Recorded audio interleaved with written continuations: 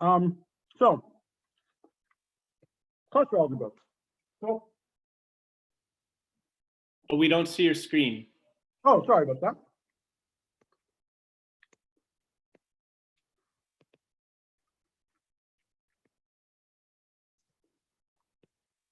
Thank you.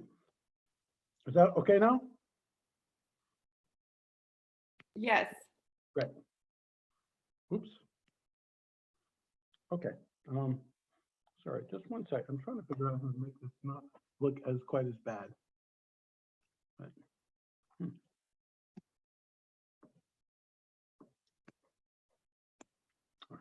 Sorry, guys. Just a second. I thought I'd done this so that it did not look so bad. Oh, there we go. Oh, anyway. Okay. So let me just jump into what a cluster algebra is. Just what we've seen now in the story of the icosahedron. There's a couple of basic points. One of them is that we started with some interesting collection of objects like triangulations of a polygon or dually Feynman diagrams, and that they had a relationship to each other, that you could go from one triangulation to another triangulation, and that there was this polytope that captured all of the triangulations together in an interesting way. And as I emphasized, that it might seem like a curiosity to begin with, but it's not. And one of the reasons that it's been studied more, even in mathematics, I would say, in the last 15, 20 years, is precisely that it's been seen to be part of a more general phenomenon that has to do with larger collections of objects of this sort that have that are larger collections of combinatorial objects where you can go from one object to another with a simple move, and then you can ask how they're all globally related to each other.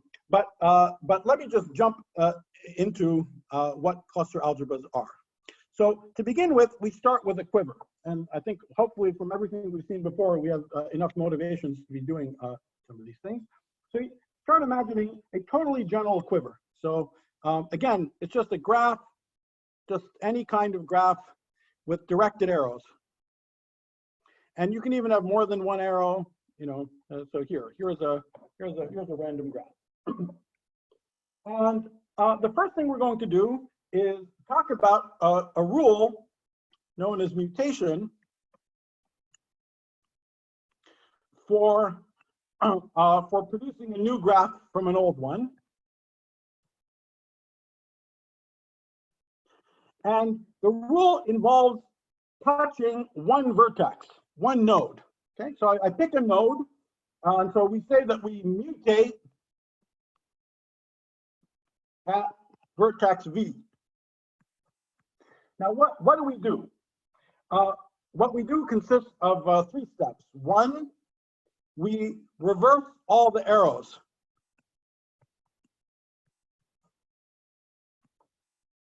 Okay, so whatever was going on with V, we reverse all the arrows.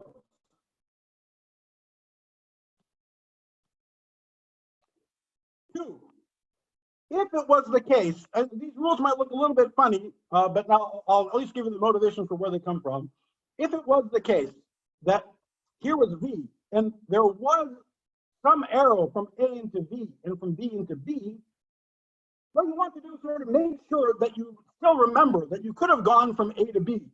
See, after we reverse the arrows, it looks like you can only go from B to A, but you want to remember that it was possible to go from A to B. So what you do is you add an arrow from A to B. So for every way of going from here to there, you add an arrow from A to B. Notice that, let's say if there are 2 arrows here, then you would add 2 arrows from A to B, because that's true for every arrow. So you could go with 1 arrow or with the other arrow. So you would add 2 arrows from A to B in that case. More generally, if you had m arrows here and n arrows there, you'd add m times n arrows between A and B. Okay. And finally, if you see any kind of closed loop like this, you delete it. Okay, so that is a rule for making a new quiver out of an old one. So let's just look at the rule in a very simple case. Like, let's say I have this quiver. Then if I mutate at this guy, then I just reverse the arrow. So that's like what we did before. In fact, what we're doing before was just this mutation only on the case where you have only sources. Whereas the rule that we just talked about now is true in total generality. Now, what would happen if instead I mutate on this guy? Then what do you mean by deleting a loop? You can just get rid of one arc and you still have no loop, or do you get both? No, you have to, you have to delete both. That's right. So if you see a loop, you just delete it. Okay. So if you see, so you have to delete them together in pairs. Is it only pairs of loops and not a loop on a larger scale? Let me say it another way, that if you have m arrows one way and n arrows the other, you just get m minus n arrows. Okay, so you only care about the difference between the total number one way and the other. Does that answer your question? Yes, that's fine. Thanks. Right. Okay. So what happens if we mutate at this guy is that we get, I reverse the arrows, but I have to remember that I could have gone from here to there because I could go from, so I could go from 1 to 2. So I have 1 to 2 and 2 to 3. So I have to remember that I have to add this arrow. Okay, so that's what the mutation looks like on 2. Okay, so I'm going to delete the. Okay, so that is the rule at just at the level of quivers. There's no algebra yet, so now comes the algebra. Now comes the algebra part. Is that you have to declare that, well, we have variables associated with all the nodes. So I start with some initial quiver, like let's say this one, and now I'm going to have variables associated with them: x1, x2, x3. Actually, I might be lazy sometimes and just not draw the nodes, just draw it like this. Okay, but I might switch back and forth. And what you're supposed to do is when you mutate at v, you have to replace xv with a new variable xv prime. And the new variable xv prime is determined in the following way: xv times xv prime is equal to, takes a little while to get used to this rule, the product of all the w's that are going into v of x plus the product of all the w's that are going out of v of x. Now you can actually slightly generalize this, but we won't need the slight generalization for the purposes of the rest of these lectures. I prefer to leave it. I prefer to leave it as simple as possible. Okay. Now we'll do an example of this in a second. Actually, let's just do the first example.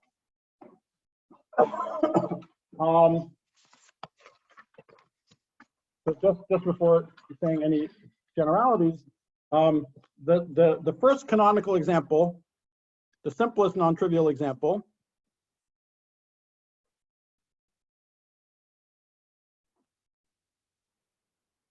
is the cluster algebra for A2. And A2 is just this quiver. So x1 and x2. Okay, and so let's work out what the mutations are.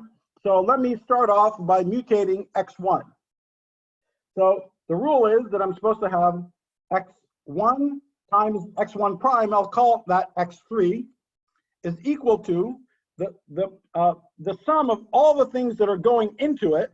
Well, there's nothing going into it, right? There's no arrows going in, so I write 1, not 0, 1. You think of it as it's the exponent, which is 0. So if there's nothing coming into it, you write 1. And the ones coming out of it, well, what's coming out of it that it hits is x2. Okay, so the first thing that I've learned is that x3. So let me not put these nodes on here, just so it's less busy. So I have x1 and x2. What I've learned is that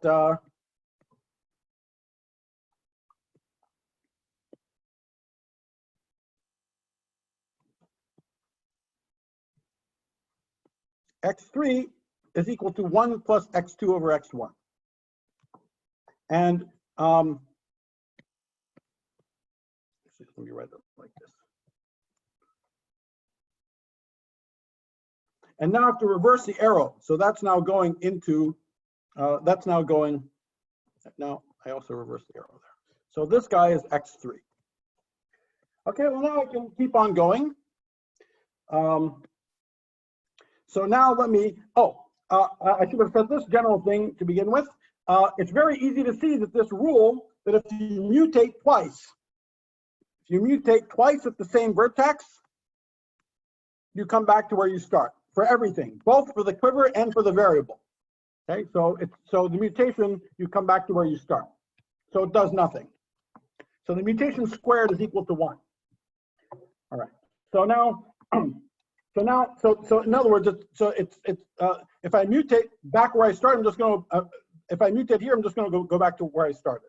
So let me mutate here to see where this guy goes. And okay, so now this is going to be x4 is 1 plus x3 over x2. And now just a tiny bit of algebra shows that that's already a little bit more interesting. It's 1 plus x2 plus x1 over x1, x2. And then here I didn't touch this yet. So this is 1 plus x2 over x1. And now I reverse the arrow again. So that mutated x2, that went to x4. So let's call this guy x4. And now I can mutate this guy again. And so what I would get is x5 is 1 plus x4 over x3. And if you work that out, you will find that it's 1 plus x1 over x2. And I flip the arrow again.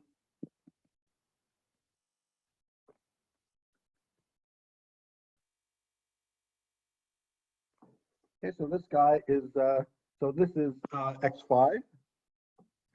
And okay, let's keep going. Now, if I touch this guy, then something interesting starts to happen. I get 1 plus x1 over x2. And after all that work, that just turns into x1 again. And then if I touch this guy, now we can do that in our head because it's 1 plus x1 divided by itself. So that's just going to give me x2. And so you see, I come back to where I started. Right, so that's the simplest example of a cluster algebra. You see, you keep mutating every way you can. And in this case, we come back to where we start. All right. Now, I'll talk about the motivations for where these things come from in just a second, but let me just tell you a little bit about what's known about this.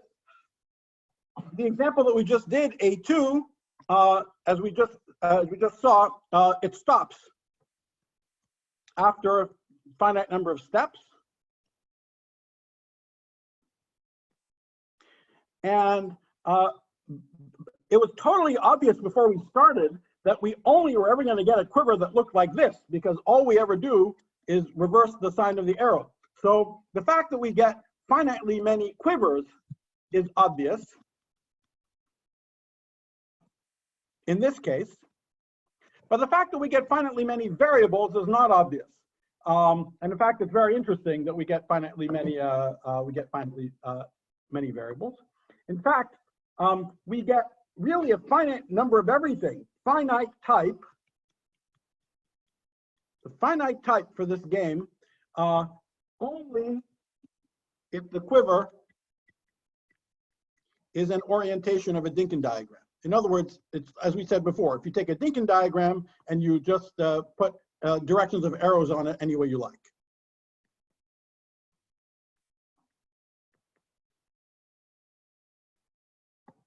Okay, so it's a very special set of the finite type cluster algebras. Now here's another example. So here, let's say this is your quiver. Okay, so it's going to be a three-dimensional cluster algebra. The dimensionality is just the number of nodes of the quiver. So let's see what happens. For example, what happens if I mutate on this top guy? If I mutate on this top guy, well, I just reverse the orientation of the arrows. Nothing else changes. So that's it. And I didn't have to do that rule because there's nothing that goes into the guy that I mutated and goes out of it. Okay, so if I do that mutation, I just reverse some of the arrows like this. You see, I get another triangle that looks the same way. This triangle has the property that there is one node which is a sink, one node which is a source, and one node which is not. And the same thing is true for this one. Now, what if I mutated at this guy instead, at the guy that was not a source or a sink? Let me mutate on that guy. Let's see what I get. Well, that's a little more interesting. So first, as usual, I have to flip the arrows. I have to flip these arrows, so let me flip them. But now I did have this phenomenon. I have to go from here to there, from there to there, and from there to there. So I should add an arrow from here to there. So if I add an arrow, then I already had an arrow. I'm going to add another arrow going in that direction. Okay. So good. So I already see I get a different shaped quiver here.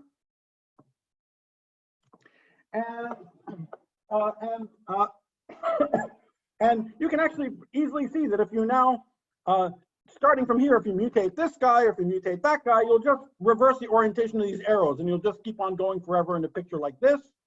And in fact, all you ever get, the only quivers you ever get are these two basic types. The ones are the types that we have seen. You get this type and you get this type. You'll notice that this type has a loop in it. Okay, this type does not have a loop. This is acyclic. This has a loop. Okay, but there are only two types of quivers you see in this example. There are only two types of quivers, but it turns out that there are infinitely many variables.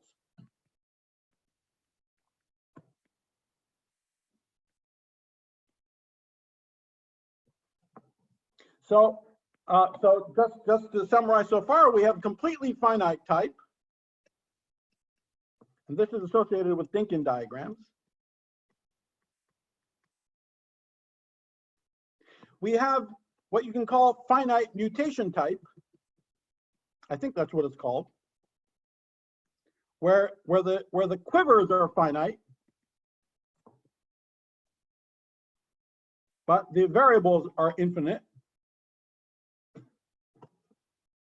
And then we have the genuine, really wild case.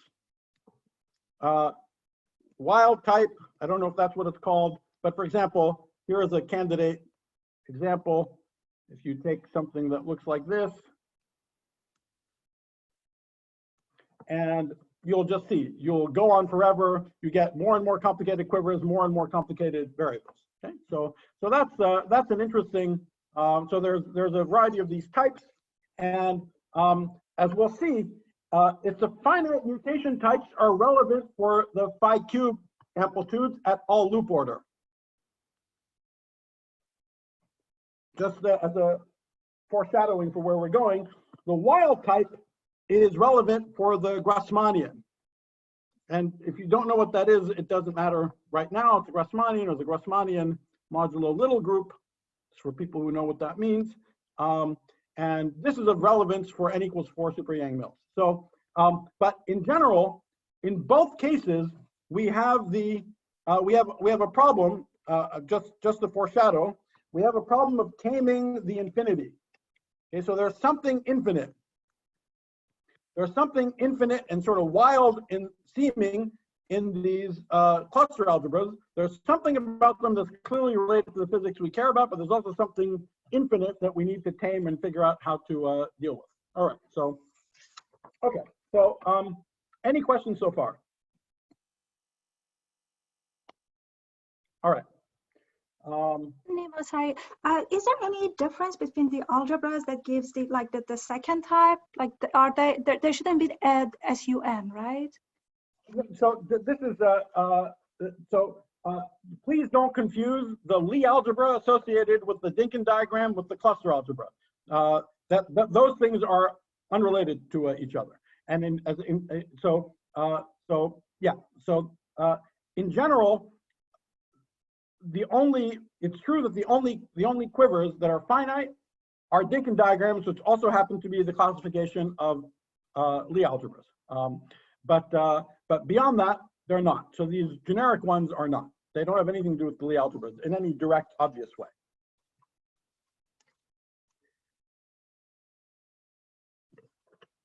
Okay, now let me give you a motivation for all of this, or the sort of historical motivations. So first, let's talk about the rule for mutations.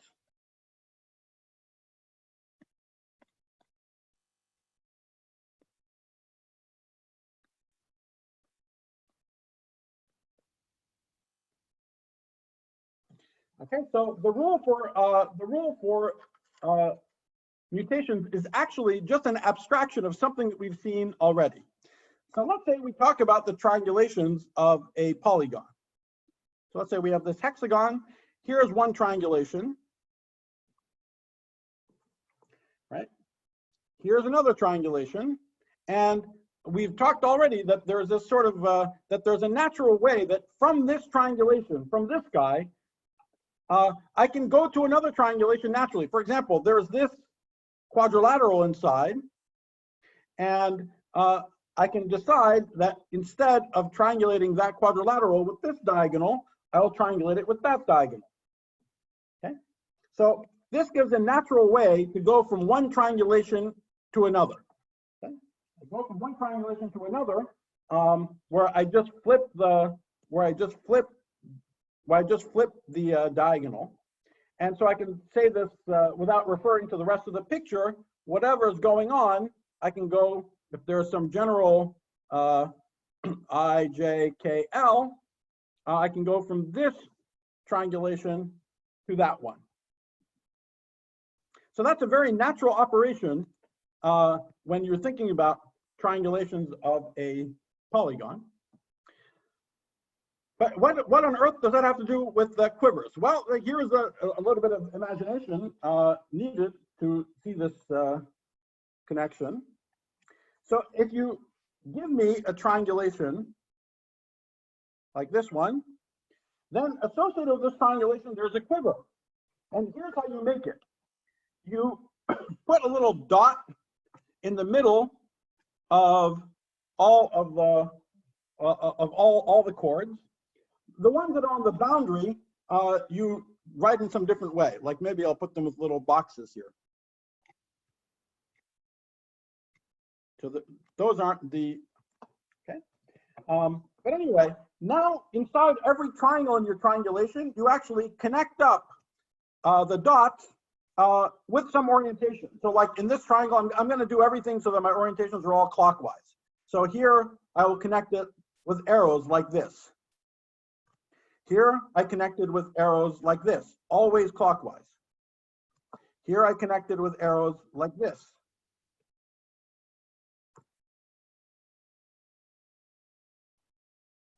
And so the end result of this is a quiver. Now, often people don't care about the blue ones on the outside. The blue ones on the outside are in the lingo called frozen variables, but you do care about the guys on the inside. In other words, the arrows between the red dots. And so you see that starting from a triangulation, I have made a quiver.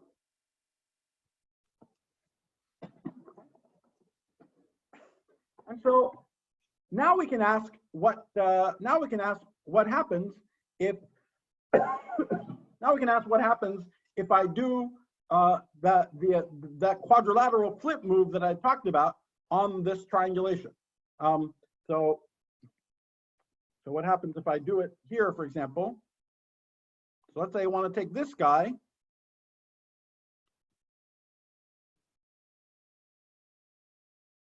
And I'm going to replace it with that guy. Right, so now let's do the story again. So now I go like this. And again, always clockwise. So what happened in the picture? After I do the flip move, my new triangulation has precisely flipped the arrows.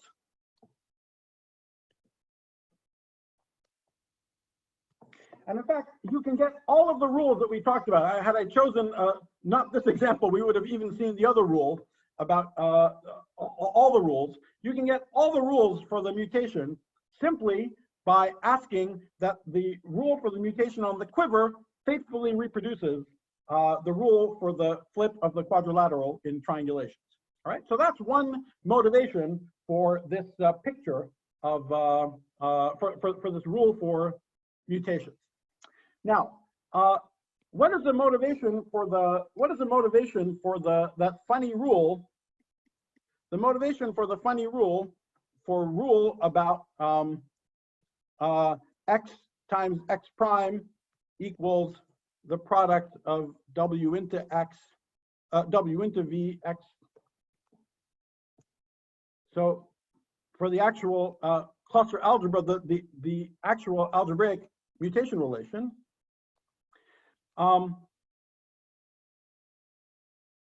that motivation comes from something closely related. If I think about this surface that I'm triangulating, and now I do think about these sort of points on the outside as being points in P1. So if I now have n points in P1, as we said in the introduction, sort of related to said in the introduction is related to the usual picture of the open string world sheet. Well, I can actually more conveniently think about this, or even more simply think about n points in P1, where any point in a one-dimensional projective space I can think of as really a two-vector AB modulo rescaling of AB. So if you give me n points in P1, it's the same as giving a 2 by n matrix, A1, B1, up to AN, DN. Except that I have to, except that of course I have the rescaling of each column, AI, BI, can be rescaled. And I can multiply all of these things, all the AI, BI, with a global 2 by 2 linear transformation. So that's SL2. Now, so that's just a way of representing n points in P1. If the points are ordered, so when we draw this picture, we sort of imagine we imagine that the points are ordered in this way. Then that's actually associated with a special property of this matrix, 1, 2, up to n. So if I just call the columns of this matrix, I don't know, C1, C2 up to Cn, then you can think of it as the property, I'm being slightly loose, but you can think of it as a property that all the 2 by 2 minors of this matrix are positive, so long as A is less than B. Okay. So this n points in P1 is actually naturally associated with these 2 by n matrices, with the positive minors. The space of k by n matrices modulo the action of SLK is called the Grassmannian. In this case, it would be G2n. But these minors of these matrices. So if I just take any two-dimensional vector, I can write as a linear combination of one vector and another two-dimensional vector. This fact that I can expand a two-dimensional vector as a linear combination of two other two-dimensional vectors implies a very simple relationship between minors, because if I take this formula and contract with a fourth vector, then it's simply the following statement, known as the Schouten identity to a physicist, or the Pluker relation to a mathematician, the relation involving four vectors that says that 1, 3, 2, 4, these are now these, so this is a 2 by 2, this is a 2 vector, this is a 2 vector.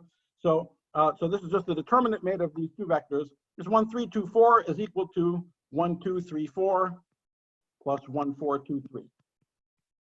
Okay, so there's this two-term relation that's satisfied between minors of a 2 by n matrix. And if you come back to this picture, if you take a polygon, and now with every one of these chords, ij, if you associate with every one of these chords ij, if you associate this minor, the determinant, so you know I have these vectors c1 through cn. If with every chord ij, I associate that determinant that I get, this minor of the matrix, where I take column I and column j and I take the determinant, then for any quadrilateral, they satisfy exactly the formula. They satisfy exactly that ik times jl is equal to il times jk plus ij times kl. And that is exactly the mutation relation for the corresponding quiver. Okay, so that's just to say that so to say again, what motivates the cluster algebra, what motivates the rules, on the one hand, the picture of the quiver is motivated by thinking about the triangulations of a surface, just the triangulations of the polygon, like we talked about. On the other hand, the algebra relation is motivated by thinking about these points as endpoints in P1. So this is something purely pictorial, if you like. And this is something that connects it to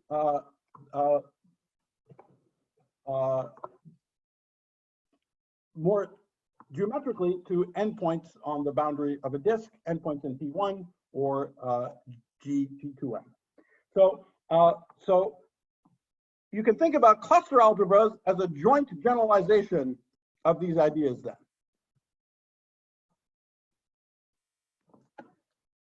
Okay, so all right, so that's all I want to that's all I want to say about the motivations. What I now want to do is tell you about some. I mean, this is an enormous subject. It's a fascinating, deep, rich subject that's been explored very intensively for a long time now, 15 years or more. It's relatively new, but it's fascinating, very well studied subject. Nima, Yes. you seem to restrict yourself to planar diagrams. Is that a restriction or no? No. We'll say a little bit more about it. No, in fact, you can talk about cluster algebras associated with any surfaces at all, of any genus. Okay. Yeah. Okay. Good. So now, what I now want to do is tell you just enough about what you need to know about cluster algebras in order for me to be able to put some of our previous story in a bigger setting and explain why some of it worked. And this is also going to give us some motivation for going on to try to figure out how to extend these ideas that I talked about for the biadjoint phi cube theory to all loop order. Before I go ahead, let me say just a qualitative zeroth order point, just so you're in the correct psychological frame of mind about this. This is, I mean, it's an absolutely fascinating subject, but this is not a subject that's all completely understood and done and it's all over and the mathematicians are moved on to like other things. So you should not get the idea, if you're going to think about these things, that you're just going to borrow results and it's all sitting there already. A lot of things are sitting there already, of course, but as you've already seen, it's an incredibly deep, big, rich structure, and all this infinite stuff going on, and and there's a reason why it's continually being explored intensively by the mathematicians as well. This is not like a closed subject where everything is understood with a bow wrapped around it. And so I think in that spirit, the fact that it connects to physics in such a fundamental way, and really the purpose of this lecture, by the time we get to the end, is to at least give you some zeroth order idea for why some of these ideas are so deeply connected with the important facts about space-time and quantum mechanics. Okay, so that there's a sort of a simple, deep reason behind it. But again, you should not have the idea that we're just going to like borrow results. The fact that such a connection exists means that it could be that really trying to understand how this is all supposed to fit with physics is going to also help understand how to think about all this wild stuff on the cluster algebra side, even mathematically. And so that's the attitude you should have, I think, as a physicist about this subject, to learn a lot of wonderful things that's known about it already, but it's also conceivable there's some perspective about it that makes it more obviously connected to the deep things in physics it needs to be connected to, that might have something to tell us about how to think about things purely mathematically. And in this lecture now, I'll only be telling you totally standard things about cluster algebras, and trying to relate these totally standard things to this kinematical space-time picture that we talked about before. But as we move on and start talking about what's going to happen in the phi cube theory at all loop order, for example, we're in new territory, both physics-wise and mathematically. So that's just so you have an idea, sort of psychologically. Everyone is in a kind of exploratory spirit. This is not dry in all set in stone textbook stuff, even in math. Okay, so in that spirit, I now want to tell you the main thing that I want to tell you about, the star of the rest of this lecture are the notion of G vectors. So I want to tell you about what these things are, and I'll tell you about some of their properties. First, before getting there, let's go back. Let's go back and point out something that you may not have noticed as it went by. Oops.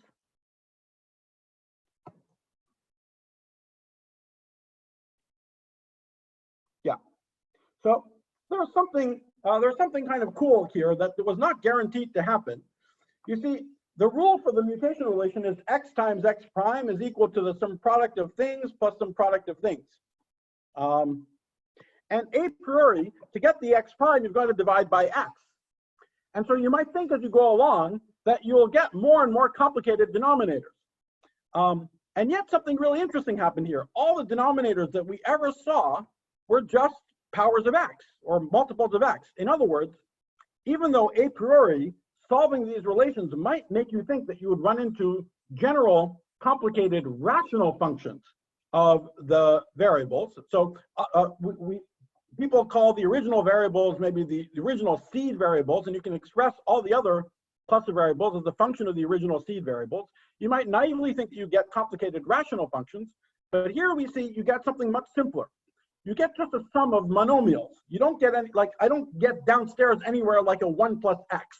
I only get powers of x's downstairs. This is a very important sort of first fact, is that it's called the Laurent phenomenon.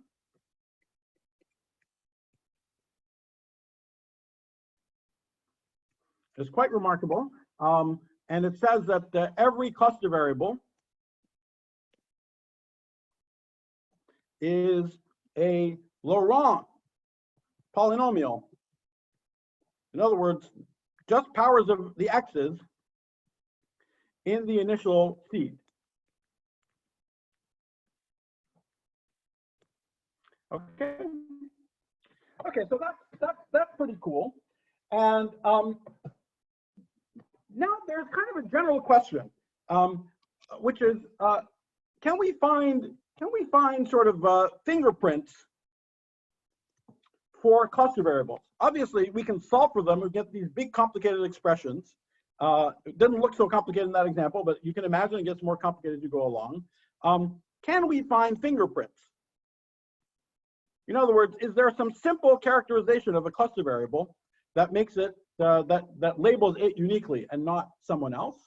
And if we look at this example of A2, there's a kind of a natural one that presents itself because of the Laurent phenomenon. Because of the Laurent phenomenon, you can write every variable as some polynomial divided by a denominator. Okay, so and since the denominator is just some product of x's, it's sort of natural to see if we can just record what those denominators are. What you can think of as the denominator vector. So let me write them all. X3 was 1 plus x2 over x1. X4 was 1 plus x2 plus x1 over x1, x2.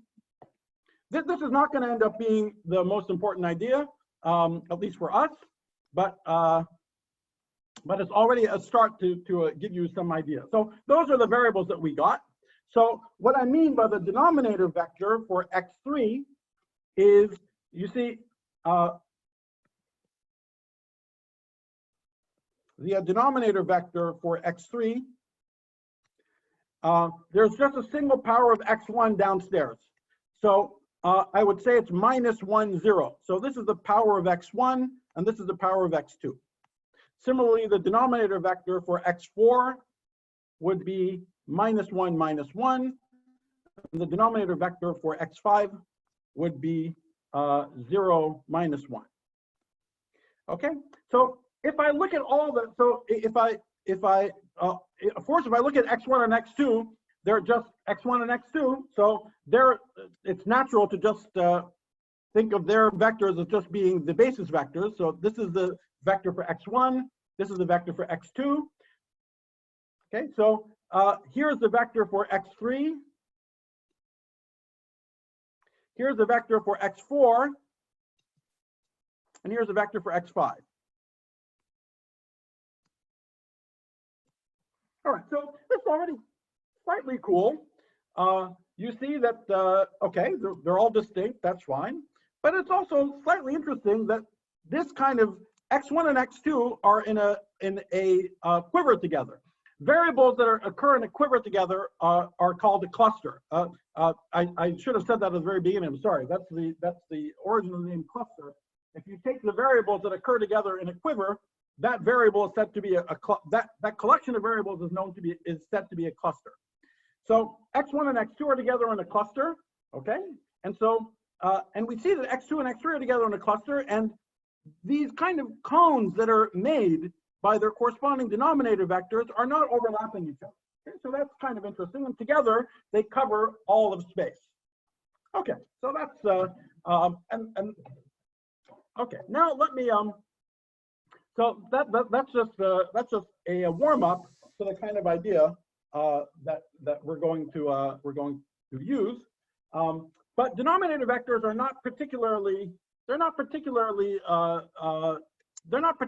canonical, or at least it's not as canonical as the thing that I'm going to describe. So I'm going to talk about a different set of vectors.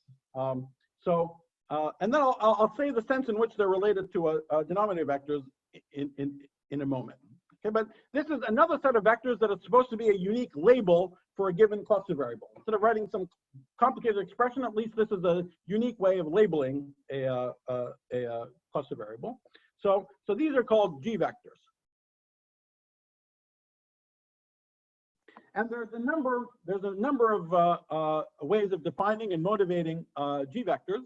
But let me give one natural one. Let's go back to this A2 example.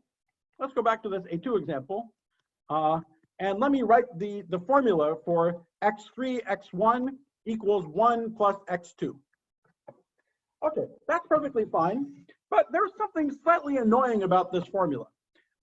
You might you might have thought, for example, that I could just keep track of all the variables, all the x's, just by counting how many of x1 or how many of x2 made an appearance. In other words, you might think that you give some kind of weight that each variable carries, x1 or x2 carries, and that weight would be a good way of at least labeling any more complicated variable that comes along. But that's obviously impossible here because of this stupid 1. Okay, 1 doesn't carry any weight, so there's no sense in which this expression is well defined under any rescaling of weights for x1 or x2 or anything else.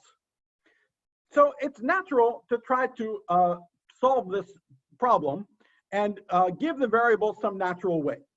And there's a canonical way of doing this by doing something we already saw in our previous example. See, even in our motivating example, where was it? In our motivating example here, remember, there are all these blue variables that we threw out. So we called them frozen and we didn't include them. We could have included them and that would have just decorated this picture with some more things connected, right? And we only care about how they connect to, to the red dots. We don't care about how they connect to each other. Okay, so we could have drawn something like that. So we're going to take advantage of that freedom to add these frozen variables in a particularly nice way.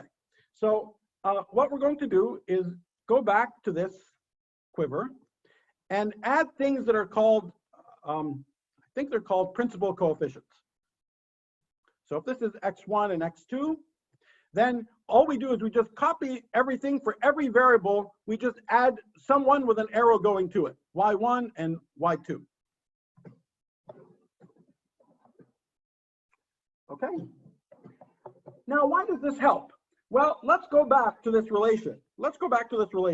Now, if I were to mutate at 1, I would have that x3, x1 is equal to, and now instead of 1, well, y1 is going into x1. So I'd have y1. And x2 is coming out, so I'd have plus x2. That's what I would get if I mutated at x1. Or let's say I mutated at x2, I would have x2, let's call it x4, is equal to, now what do I have here? I have x1 and y2 both going into x2. So I would have x1, y2, and nothing coming out of x2 plus 1. But now you see, with the freedom of adding these coefficients, now I can assign, if I want to say that x1 carries some weight, 1 under x1, under rescaling x1, and x2 carries weight x2, now I can assign the y's weights so that these formulas have uniform weight. I simply say that y1 has the same weight as x2, and that y2 has to have the opposite weight as x1.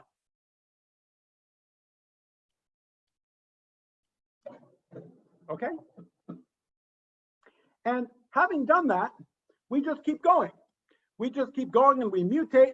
We don't care about any arrows between the y's or anything, but we keep on going. We keep on going. And as we go, every variable that we encounter will have some well-defined weight under rescaling of x1 and x2. And that well-defined weight will be called its g-vector. So for example, in this example, x3 was y1 plus x2 over x1. And what is the weight of x3? Well, because we know it's by construction, everything is supposed to have uniform weight. This has the same weight as x2 minus x1. And also y1 minus x1. What about x4? X4 was x4 was 1 plus y1 x2. Oops, sorry. X1 y2. 1 plus x1 y2 over x2. And so its weight is just, so the weight of x4 is just minus the weight of x2. Okay? And so in this way, every cluster variable, every cluster variable we see has a well-defined weight. So every variable x, the weight of x is equal to what you can call the g vector of xi for every initial cluster variable xi. The important point, the notion of a g vector is not invariant. It depends on the choice of initial cluster. You choose an initial cluster. With respect to that cluster, you get well-defined weights for all of these variables. And if you change your cluster, you will find a different, the vectors will be different in detail. There's something invariant and the same about all of them, and we'll say what some of those somethings are, but the actual G vectors depend on the choice of initial cluster. Okay. Okay.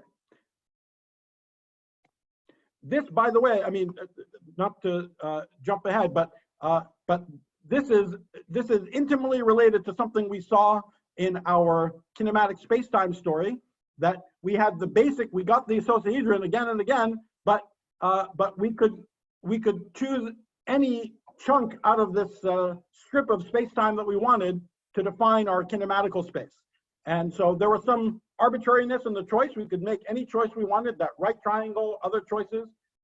They all gave us the same kind of object in the end, the same combinatorics of the icosahedron with different specific realizations. What's going on here is very similar. And in fact, just to again foreshadow some of the connections, the G vectors we're about to be talking about will turn out to be the normal vectors to the facets of the icosahedron, as we constructed in the previous story. At least in the case of the finite type Dinkin diagrams, where the previous story was which was the case applicable for the previous story. Okay. Okay, so this is part of this whole business, is that there's always some choice you make for the initial cluster, and you talk about things as a reference to that choice. So, okay. By the way, I should have mentioned this object earlier. If you have any quiver, there's naturally an antisymmetric matrix associated with the quiver, where Bij is equal to +1 if there's an arrow between I and j, -1 from I into j, -1 if it's the other way around, and 0 otherwise. Or if you have many arrows, it's just the number of arrows. Okay, it's the number of arrows of each type. Okay. So, for example, if we do A2, then the B matrix here would be 0, 1, -1, 0. Okay. There's an arrow from 1 to 2, and it's this antisymmetric matrix. Okay, very good. So using this notation, it's actually easy to see what the weights of the y's have to be. In general, the weights of the y's are just given by the B matrix, or a linear combination of the weights of the x's of this type. So if you assign that weight to yj, then everything is homogeneous. Okay, so we've given at least one complete definition of G vector. You take any quiver that you like, whatever it looks like, you attach these principal coefficients to all the nodes. You give them these weights. That guarantees that every variable that you see has a uniform homogeneity with respect to the rescaling of all of the xi variables. And once again, the G vector for any variable is the weight of the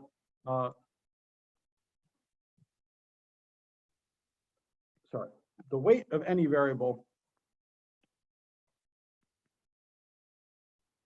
is just gives you the G vector. Okay, so for instance, if we now draw the diagram for A2 again, now the G vectors look like this. So if here this is the weight in 1 and the weight in 2, then again, x1 would look like, x1 and x2 would look like the basis vectors, but now the x3, the weight of x3 was x2 minus x1. So that G vector looks like that. And the weight of x4, which we also worked out, was minus x1. So that looks like that. And okay, it won't surprise you that the weight of x5 ends up being that. So you see, it kind of looks like the denominator vector picture, but it's not exactly the same. The arrows are moved around a little bit. Okay.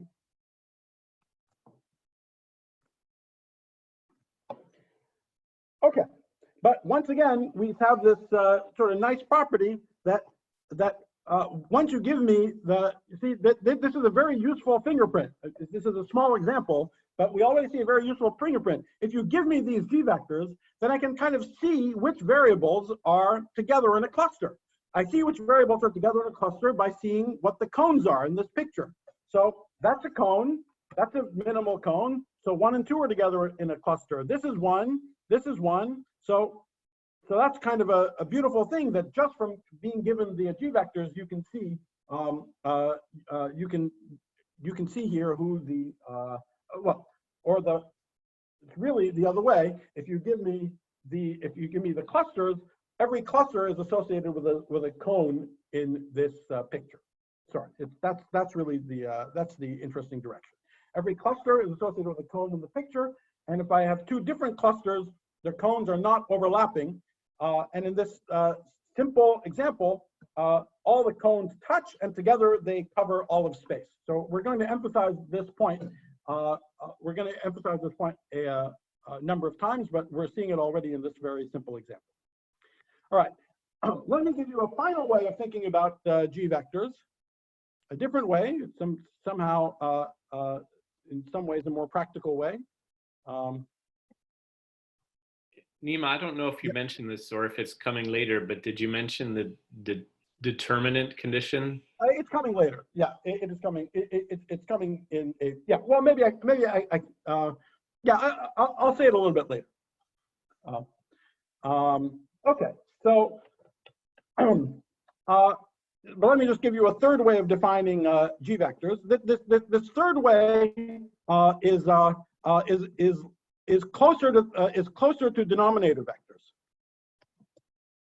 So the G vectors as a more invariant, as a more canonical sort of quote unquote denominator vector. And so here the idea is that because of the Laurent phenomenon, again, I can take any cluster variable and I can write it as a sum over monomials. Each monomial is associated with some exponent vector, just an exponent in terms of the initial cluster variable. So for example, if I do again in A2, I have x3 is 1 plus x2 over x1. So this is 1 over x1 plus x2 over x1. And so the corresponding denominator, the corresponding monomial vectors are minus 1, 0 and minus 1, 1. Okay. X4 was 1 plus x2 plus x1 over x1, x2. And so this is 1 over x1, x2 plus 1 over x1 plus 1 over x2. And so here, the exponent vectors are minus 1, minus 1, minus 1, 0, and 0, minus 1. And finally, x5 was 1 plus x1 over x2. And here, the exponent vectors are 0, minus 1, and 1, minus 1. Okay, so what we want to do is label the cluster variable. We want to figure out some way to label the cluster variable by one of these two-dimensional vectors. But which one? What we did before when we talked about denominator vectors was essentially choose one way of we're effectively choosing a way of picking picking one of the monomials out from the whole sum. But we weren't actually seeing the monomial itself because we're just looking at the denominator. It's more natural to look at the monomial itself, but you want to have some way of comparing two of them and saying that there's a reason why you're keeping one rather than the other. And the B matrix gives you a natural way of doing that. So what we say is, let's take all these monomials. What we say is, let's say we take all these monomials, and and I'm going to say that if I have one monomial which is associated with a vector v, another monomial that's with respect to vector v prime, I'm going to say that v is greater than or equal to v prime. This is just a notion of a partial ordering. I'm going to say v is greater than or equal to v prime if v minus v prime can be written as a sum of columns of the B matrix with positive coefficients.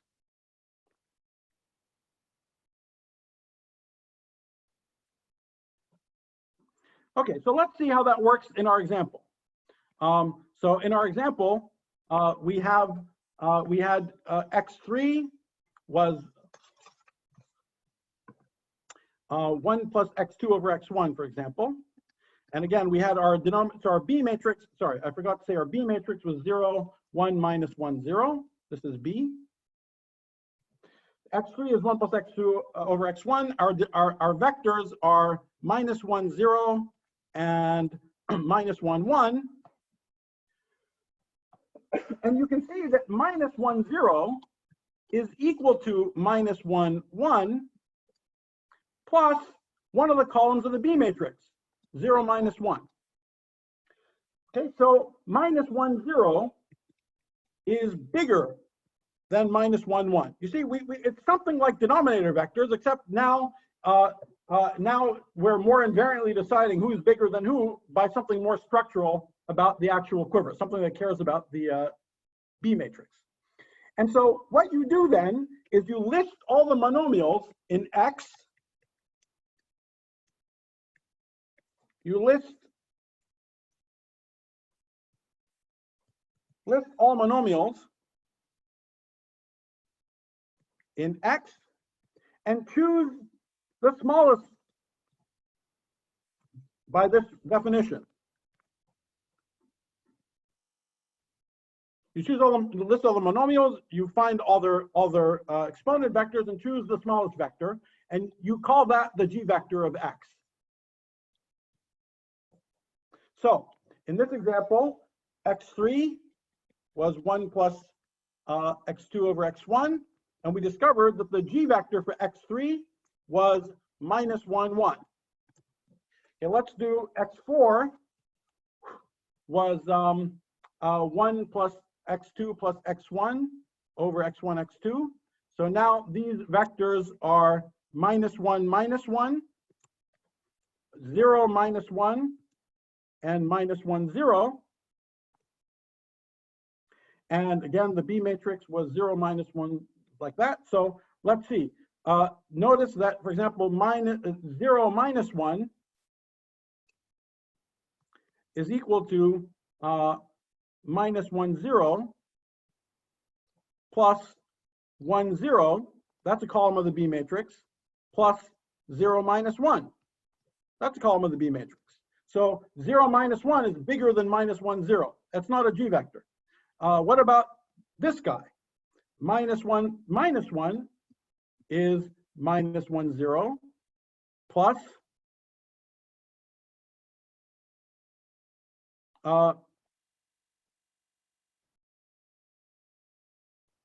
plus 0, minus 1. Okay, which is, again, that's one of the columns of the B matrix. So minus 1, 1 is bigger than minus 1, 0. So we see that the smallest vector in this case is minus 1, 0. So the G vector for x4 is minus 1, 0. And you see, this agrees with the rules that we talked about before. We get the same picture. We get the same picture that we have 1, 2, and then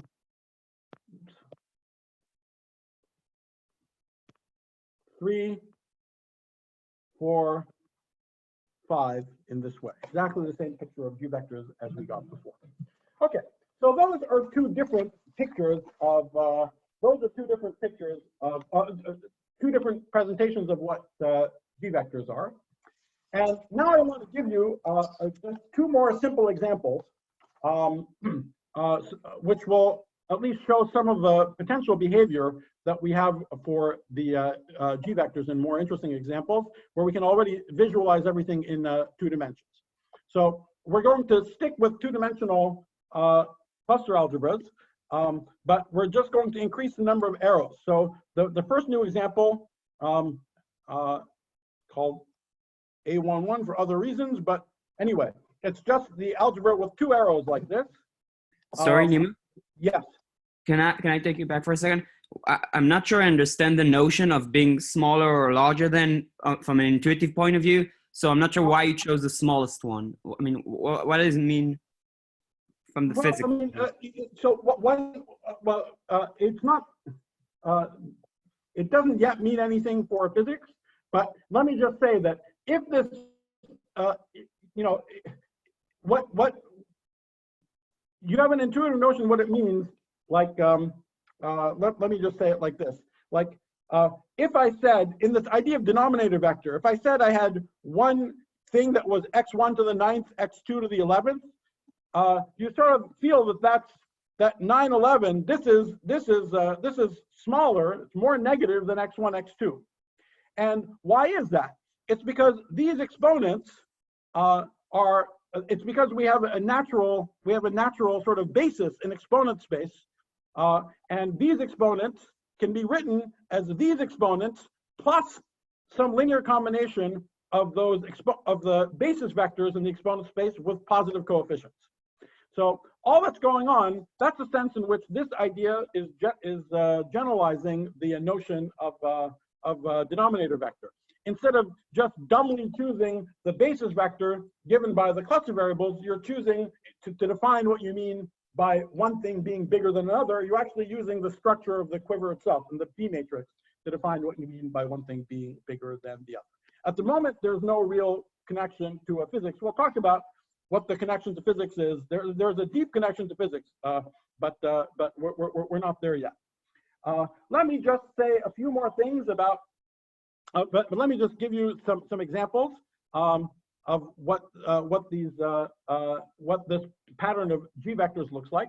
So this was a case I just erased with 2 arrows. So the B matrix is 0, 2, negative 2, 0, and so for instance, I would say that x3 is 1 plus x2 squared divided by x1, and so on. And x0 is 1 plus x1 squared. The 2 means that there is a square there, divided by x2. Okay, well, if you work out the G vectors in this case, well, we can do it in real time, but I think I hope you just trust me for it. This is what they look like. So I start off with my initial set, x1 and x2. The story looks similar as before. But then the next one, that square makes it bigger. So this is like minus 1, 2. And then the next one is even bigger still.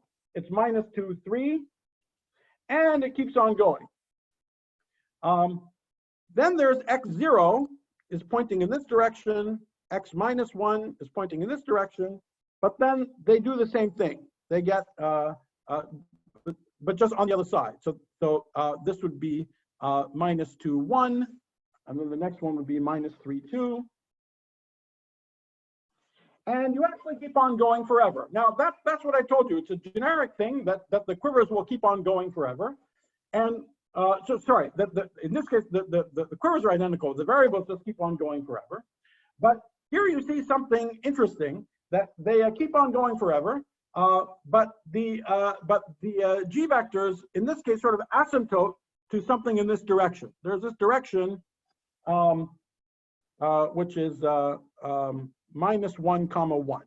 Okay, so I'm going to call that direction delta, and we'll say a little bit more. We'll say a little bit more about it. We'll say a little bit more about it later. Okay. It's still true. Notice that it's infinite, but it's still true that this is the cluster x1, x2. This is the next one. They're all, in other words, they're not overlapping. They're not overlapping, and they never quite reach delta, but they almost cover all of space, only missing this one direction associated with delta. Okay, so this is already one step beyond what we saw before. There's infinitely many of them. The G vectors start collapsing in a given direction, but there's only missing this one ray in this case. And in more complicated versions of this, in higher dimensional versions of this phenomenon, which is associated with so-called affine type cluster algebras, you'll miss things in lower codimension in this way. And this is to be contrasted with the most generic example we could see, which is the case of 3 arrows. I don't know if it has a name, but the case with 3 arrows probably does. Right, so now the B matrix is just 0, 3 minus 3, 0. So x3 would be 1 plus x2 cubed over x1, and so on. And now what you find for the picture of the G vectors is this. Now you find, again, it's qualitatively the same. The next one is big, bigger, bigger.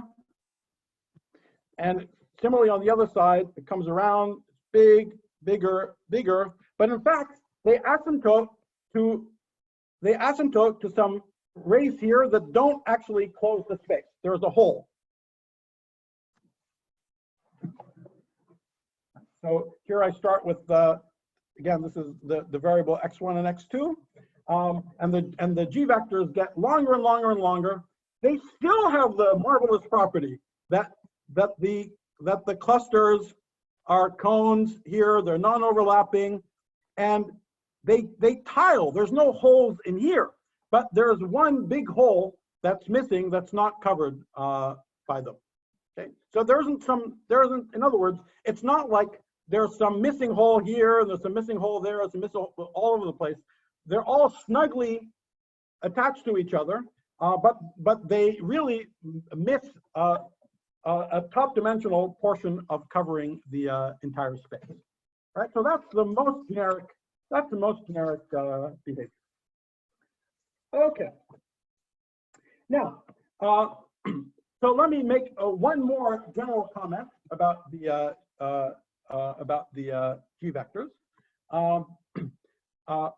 So another beautiful thing is that if we look at, in all of our examples, for example, if we look at already this simplest case, we can also look at the kind of area that's made by the G vectors in any cluster. Or in other words, if I just take the G vectors and I take their determinant of the G vectors in a given cluster. So in other words, if I just take all the G vectors in a cluster and I put them together into a matrix, if I take the determinant of this matrix, it's always equal to plus or minus 1. Okay? So we saw it in this example where this is minus 1, 1, this is minus 1, 0, 0, minus 1, sort of trivially, but slightly less trivially in this other example, right? In these other examples, you see that the vectors are getting longer and longer, but all the determinants between the consecutive vectors are always 1. Okay, so this is another pretty phenomenon, and this actually, well, there's a relatively more simple explanation for this than the deeper fact that that the cones associated with that the G vector cones associated with the clusters tile space. So so let me end this these introductory comments about cluster algebras by making what I find to be to me incredibly striking fact. Okay, so let me actually see if I can. I think I can. Yeah, I think it's better for me to use my slides for this. All right. So actually, before doing this, let me just say again what the claim is. In the finite type cases, we have these G vectors. We have the G vector cones associated with any cluster. The cones are non-overlapping, and together they tile all of space. That immediately gives us, by the way, a connection, and I'll say more about it in a moment. That gives us a connection to the issosahedra, because the G vectors in infinite type,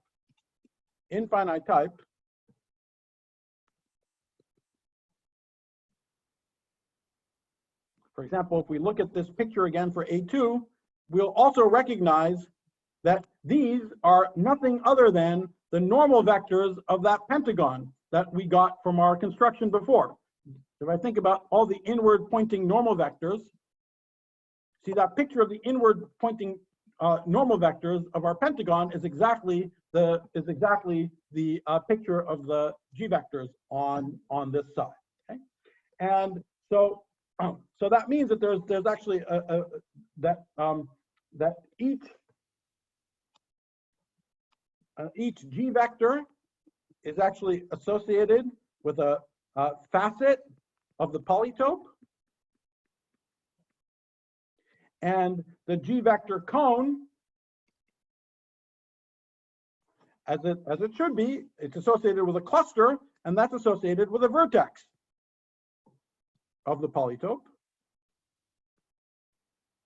And it's just an obvious fact about when you have a polytope in that direction, it's an obvious fact that if you take all their normal vectors and you just plot the normal vectors, then they should cover all of space. If they don't cover all of space, the polytope isn't closed. It has that's what we saw in our previous examples, right? If we didn't keep going, if we stopped, for example, at this point, then we would have something that just doesn't cover all of space.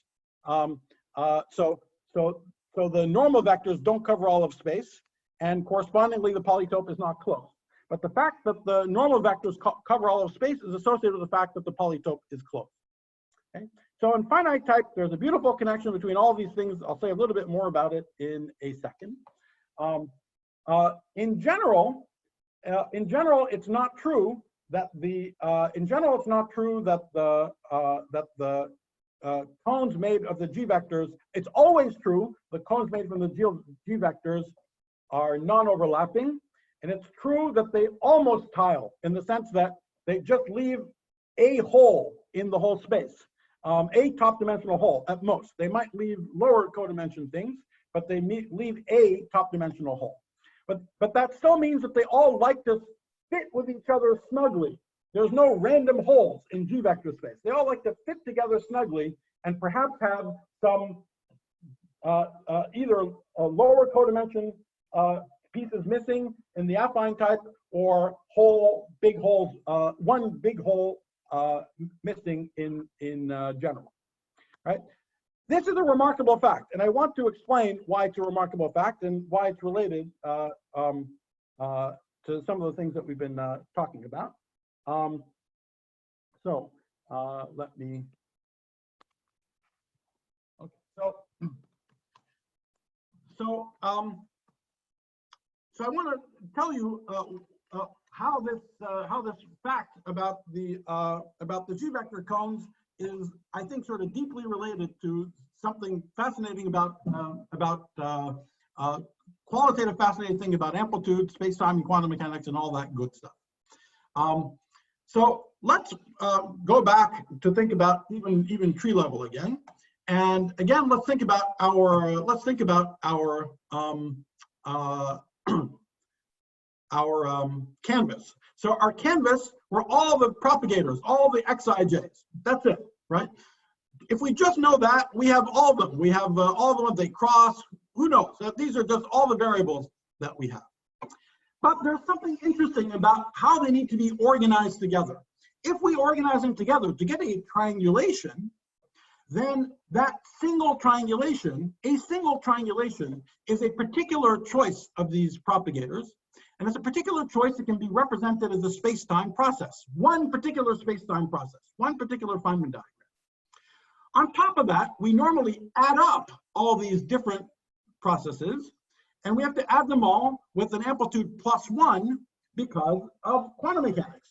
So we're sort of making two choices here. Out of the world of all the propagators, we're first picking out sets that are allowed to come together because those are local space-time processes. And then we're just adding them all up because we want to. We want to because of quantum mechanics, right? They have nothing a priori to do with each other, but we just have to add them all up. Okay, so, and we have to add them all up with the same weight, +1 for all of them because of quantum mechanics. Okay, so that's our usual picture for what we're doing, phrased in the language of these variables. Now let's think about how cluster algebras think about the same objects. So once again, with every one of these, with every one of the variables here, there is a corresponding G vector. But now you can ask, why do we care about the ones that come together in this way to look like a local space-time process? Well, the ones that come together in this way that look like a local space-time process are exactly the guys that make one of the sort of minimal cones in this space of G vectors. So that's why we can't just randomly take random guys far apart from each other. The space of all the G vectors breaks up into all these cones, and every one of the cones is one of the basic space-time processes. But now there's a more beautiful reason why we might want to add all of them. This is what I was alluding to before. When you just think about amplitudes, there's no a priori reason why, I mean, all these different processes are just different. They have nothing to do with each other, not close or far from each other in any way. But from the point of view of the G vectors, they are, because I have this cone and I have a nearby cone and a nearby cone. They're non-overlapping, and together they cover all of space. So that's why it's natural and in a sense sort of forced on you to look at the whole collection of all of them together. Okay, so that's something. They're not just independent things you're supposed to add up. They have neighbors, and they touch each other and they tile all of space. This fact that the G vector cones tile, which is literally true in finite type and has the exception that I mentioned about the whole, but about the region that's not covered, but is otherwise true. This to me seems like an amazing and deep fact. I asked all my cluster algebra friends whether this has a very simple explanation, and at least I've been told by everyone that I've asked that this has it's a deep thing. It's a deep fact about cluster algebras. And so you see there's one extra layer on top of these processes that we talk about. Instead of just thinking about these processes and adding them all up, they're associated with these little geometric building blocks, and the building blocks together tile space.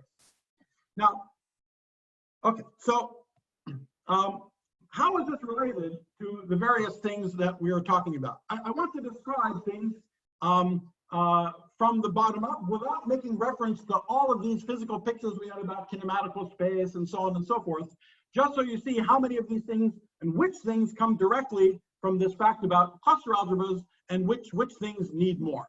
So let's take the first fact. One of the first facts that we mentioned is that there's this hidden symmetry. There's a hidden symmetry, which, as I told you, means that you can remarkably associate with every d log of the x variables. There's a way of choosing signs so that the entire form is projectively invariant. And so, for example, you want to know, how do I predict what those signs are ahead of time? Well, the fact that the G vector cones tile space tell you immediately what you should do. They tell you that the form will be projectively invariant, and they tell you they'll be projectively invariant precisely if you weight each one of the d log of the x's with the sign of the determinant of the G vector cones to go along with it. Okay, so this just guarantees that the fact that these cones come together in tiles guarantees that there's a projectively invariant form.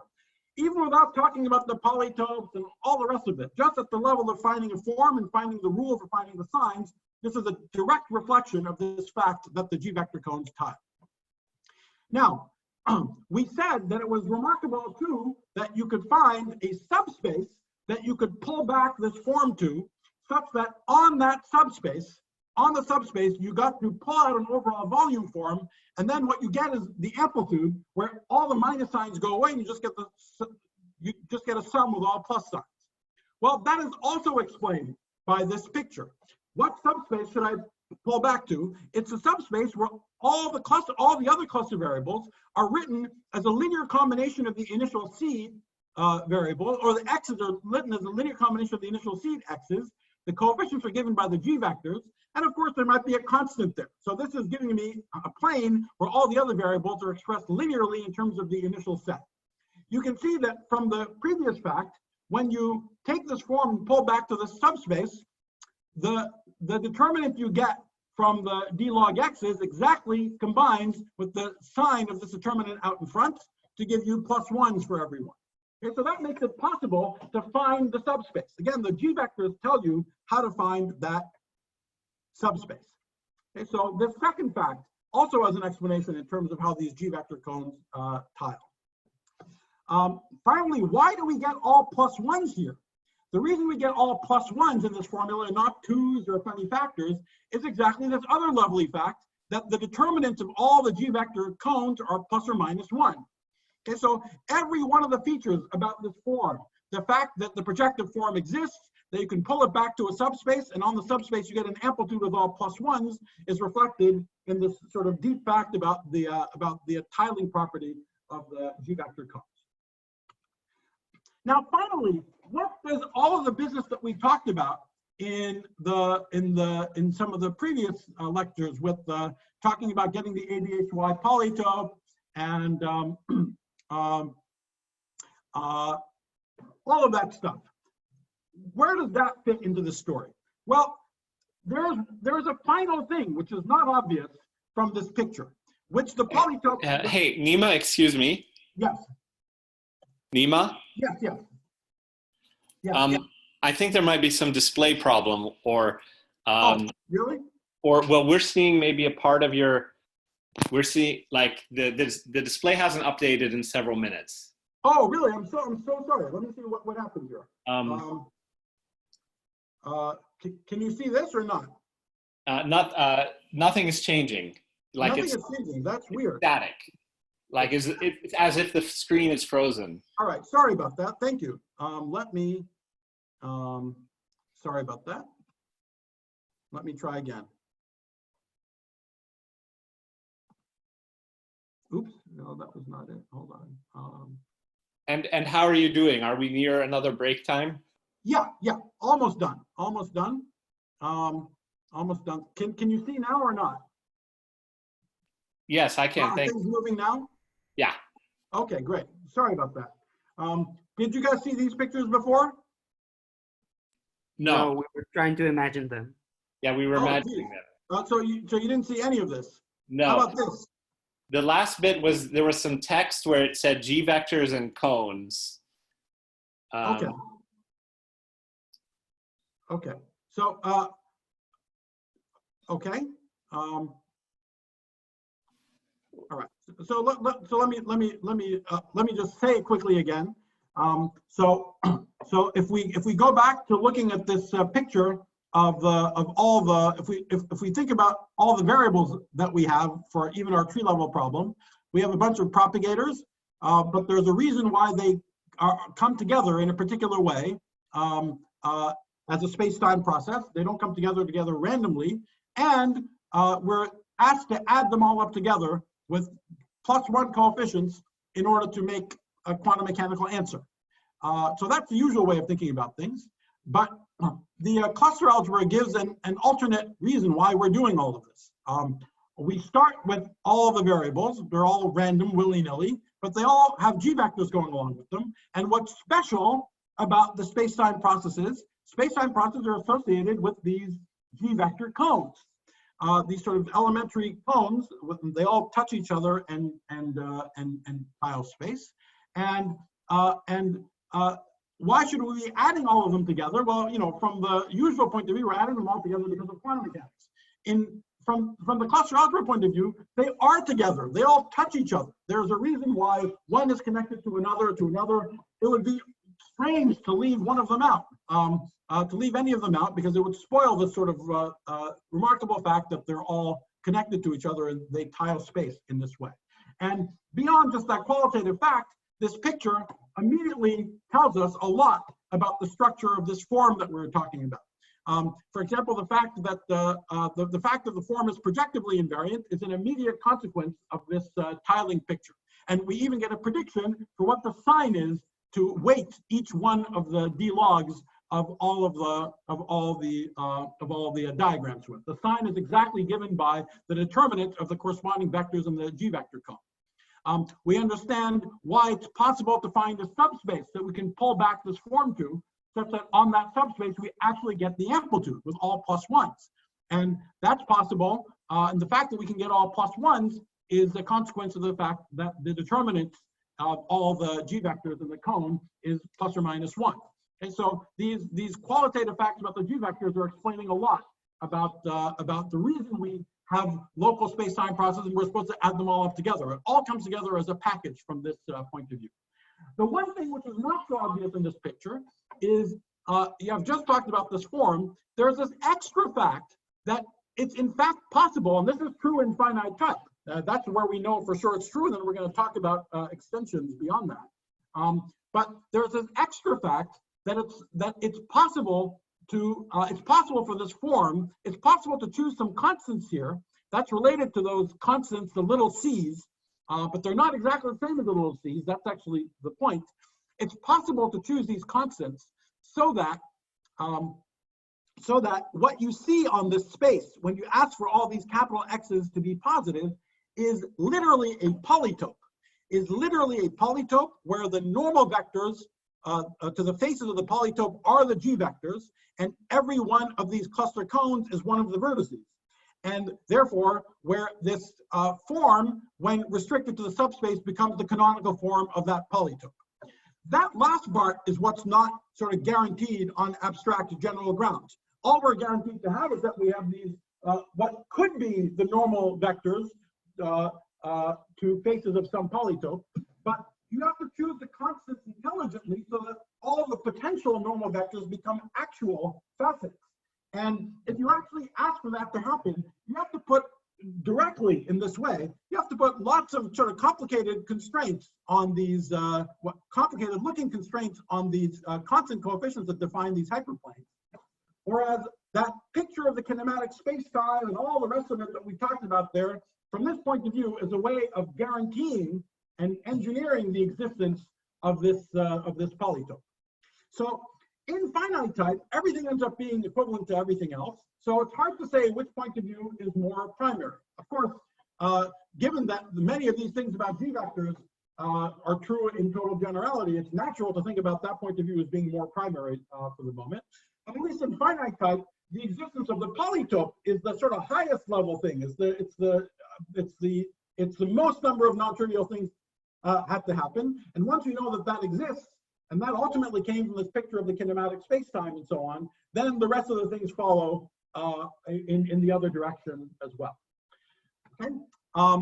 But that's what the story of the polytope is about from this perspective. It's a way of lifting the story of G vectors away from just being these cones to literally being thought of as the normal vectors to some polytope, so that the cones are associated with the vertices of that polytope. The fact that that exists and is possible is an extra fact beyond what's guaranteed on general grounds from these general properties of the G vectors. But I want to stress again, I think this is a really an amazing fact that the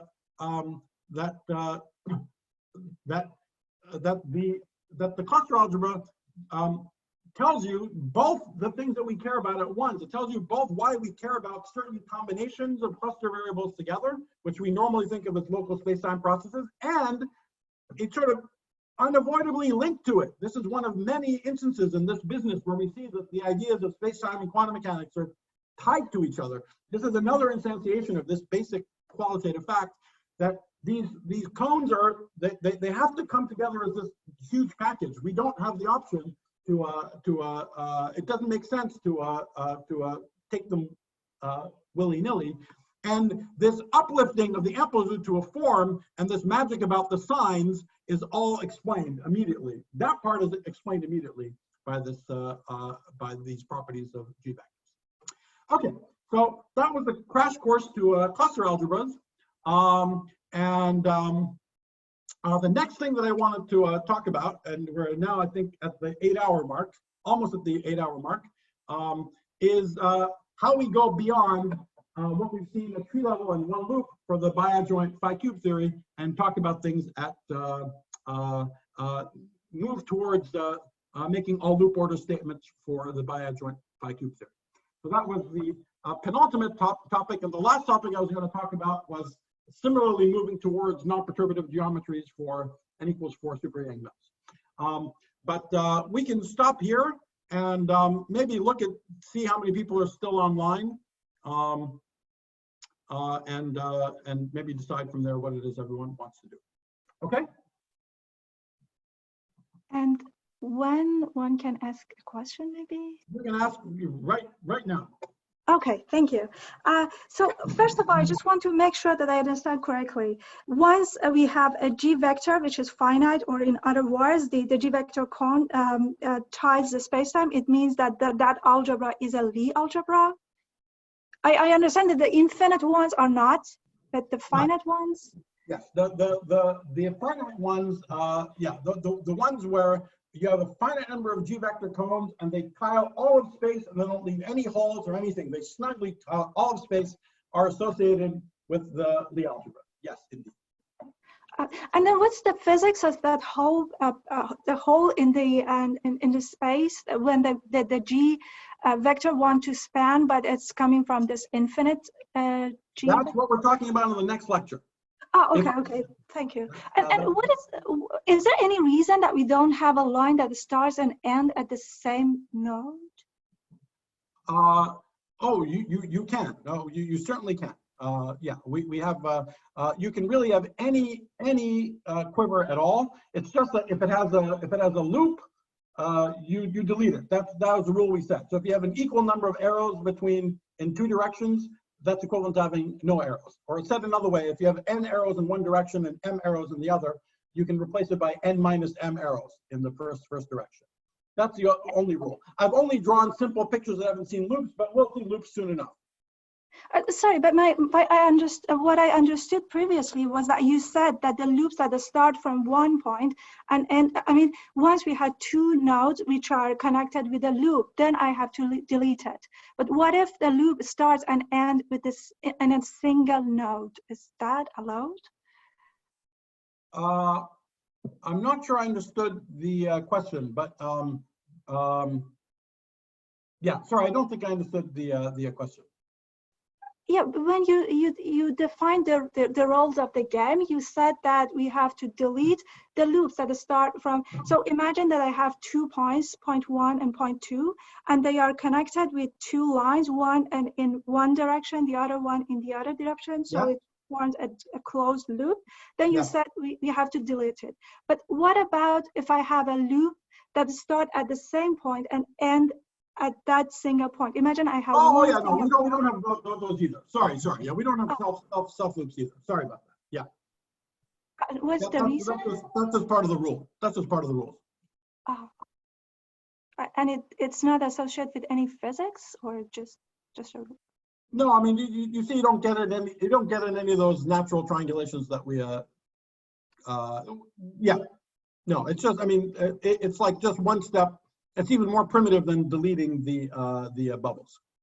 Okay, thank you. We'll see in a second the kind of quivers that we care about, at least for this phi cube theory at all loop order. We'll be seeing that in a moment. Okay. Hey Nima. Yes. Hey, I was wondering if you've published the stuff that you just discussed in your slides. Well, I mean, I've already seen in the chat that, oh, you mean that this business about the G vector cones and and why it's related to, well, I mean, the factor that G-vector cones are totally standard. As I said, they're deep. I think they're very deep. They seem very deep to me anyway. But they're totally standard. Their interpretation for what we're talking about on the projectivity of the forms and all that stuff. No, that's not written up yet. I mean, that's going to be part of a long discussion in the all loop story, which is what I'm working on with Hugh Thomas and Hadley Frost, Giulio Salvatore, and Pierre Guy Plamondon. So whenever that's done, it'll be in there. Okay, thanks. Also, could you explain again that comment you were making about the signs? So that particular slide where you're saying that the G-vectors and the cluster algebras help us to get the signs right? Yeah. Well, the thing is that there's only one. You need to find some way of putting the sign, and if you have the G-vectors, it's very natural what sign to put. So it's just the determinant of the, well, it's the only natural sign it could possibly be, and then it's a very sort of standard fact. You can sort of check it yourself. It's really the same as the fact that you can give a standard orientation. You can give the fact that you can give a consistent orientation trivially for the whole space implies that with those signs for all of the d log x's, that projective invariance works. But again, it's a consequence of the fact that all these cones tile. Now, let me say something since you asked. So I keep saying that in beyond finite type, they don't tile. So maybe you'll go out and there's some hole missing. Now, what does that mean? That means when you do the projective variation, we saw this game, right? That when we did d log x goes to d log x plus d log alpha, we have to take any given dx or even any given set of dx's. In fact, what happens is you get a d log alpha and then you get n minus 1 d log x's. So you have to take every collection of n minus 1 d log x's and make sure that when you have that multiplied by d log alpha, its coefficient vanishes. So that check involves, for example, even as I'm going infinitely far out, okay, I have lots of cluster variables here, they're maybe going further and further out, maybe there's a hole, but there's all of the things in the interior of the space. All of their projective variation is beautifully canceling. It's just that as I keep going, the variations involve some next variable and some next variable and some next variable. So in a sense, there is some sort of telescopic sum that's going off to infinity. If you really care about it, they're canceling to the very end. But almost all of the miracle that it's possible for the signs to be chosen is being accomplished in the bulk of this space already. There just has to be some way of capping it off to avoid this infinite problem. That's what we'll be talking about in the next lecture. There has to be some way of capping it off to avoid this, to avoid the infinity. But the 80%, 90% of the magic is happening already in the fact that the G-vector cones tile and they don't have any holes, so that the projective, most of the projective variation is just automatically canceled. And I will tell you, I mean, you know, as you could tell from the even from the order of presentation. I don't think we can see it. But we can't see your screen right now. Oh, sorry. Yeah, I'm not using. Sorry, I was not using the screen. Maybe I should. But yeah, I think what I wanted to say is that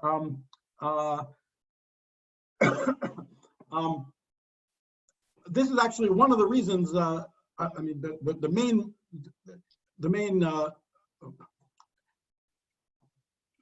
one important reason for like trying to learn about, or sorry, not try, there are lots and lots of reasons to learn about cluster algebras, but one thing that for this particular application, I had certainly resisted for a while. I thought, well, we'll be able to guess things and figure things out ourselves. We don't need all this like knowledge about the cluster algebras. I don't really know what it's buying for me. I have all this kinematic space picture anyway. Everything is so nice. But we thought, and when we were playing with this, we really thought we would find some clever way to choose the signs when we go beyond one loop. Some clever way to choose all the signs so that things were projectively invariant. And we spent a long time trying to find ways of making sure it worked. And there's lots of interesting, clever work to try and do it. And the fact that it has just an instantaneous explanation from this deeper point of view was certainly striking to me. And then the sort of more you learn about it, the more indispensable it is for this, at least for this way of thinking.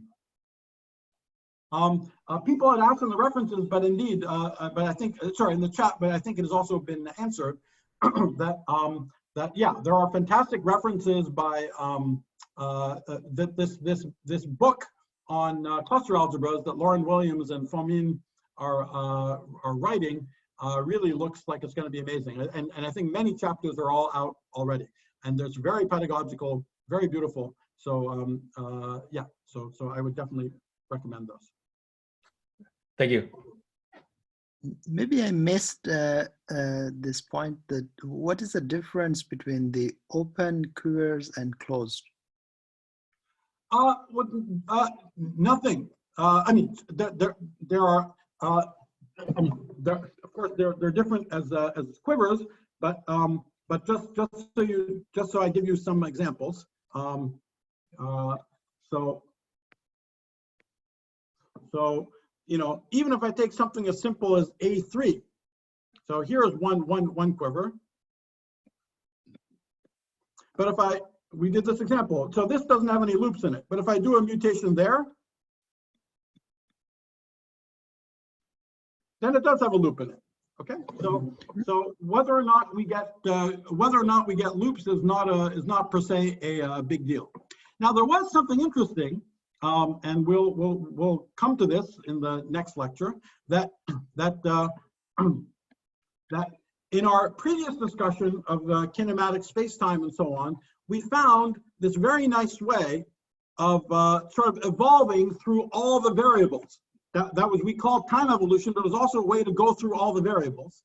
And that did involve starting with a quiver that didn't have any loops, so that we had a notion of a source, and then we only ever mutated on sources. Okay, so if we do that, then you will never see a loop as you go. In fact, all you'll ever do is just switch around the orientations of arrows in exactly the same quiver.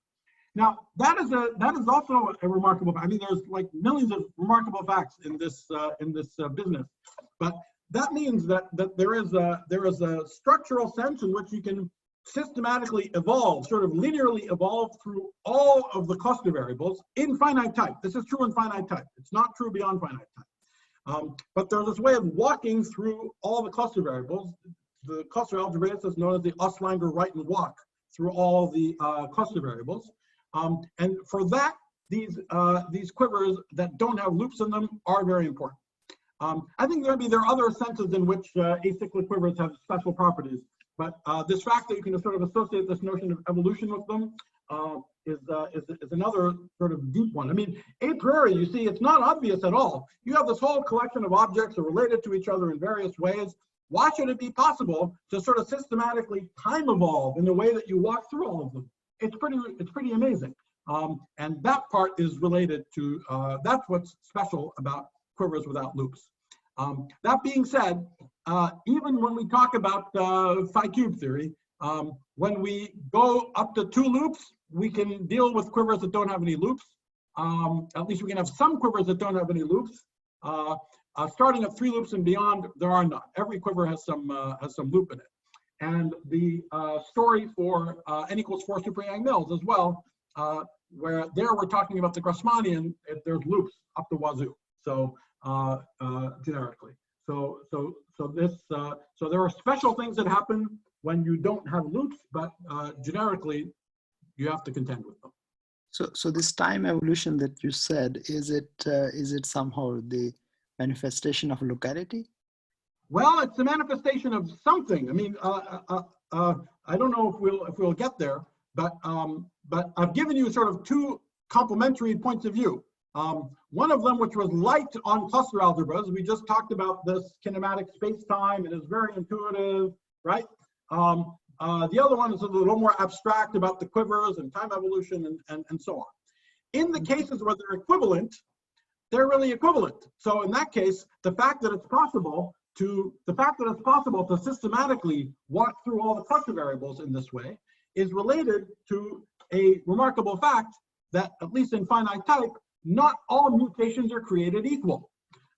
Even though you can have pairs of variables you can mutate to each other, there are some sort of basic primitive mutations. Those basic primitive mutations were the ones that we see in this time evolution walk. Those correspond to the smallest pixels in the space-time picture. But you can take two farther away points, and there could be many more pixels that are made in the sort of diamond between them. Those are also mutations. From the perspective of quivers, they would involve things that have loops in them and so on and so forth. But they're not. They're somehow less fundamental from this point of view. They're built up out of sums of the more primitive ones. So that's itself a fascinating thing. If you want to read it backwards, the fact that it's possible to make this linear walk through all the cluster variables is related to the fact that there's some kind of hierarchy in the structure of the mutations, that there are very basic primitive ones that generate the rest of them. They're basic primitive relations that generate the rest of them. Actually, I should be very, very careful here. I'm talking about these linear relations that look like x plus x minus x minus x.